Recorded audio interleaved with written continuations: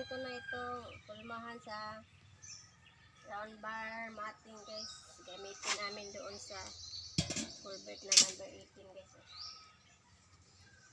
Ganyan siya pag tanggal guys. Matibay siya guys. Matibay. Hindi siya oblong guys kapag mayroon siyang hulmahan. Guys. Paano? Order lang kayo guys. Kung gusto nyo magpagawa ng culvert guys, maghingi lang kami ng pambili materialis. Kasi labor lang amin dito guys. Wala kami kapital.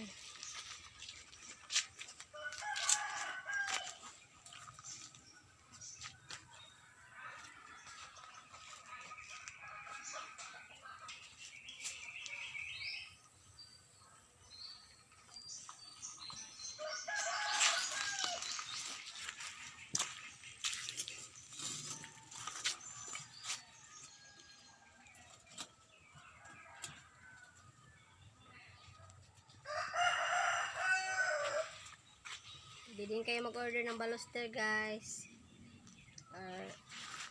Decorative, mohon. Meron kami guys.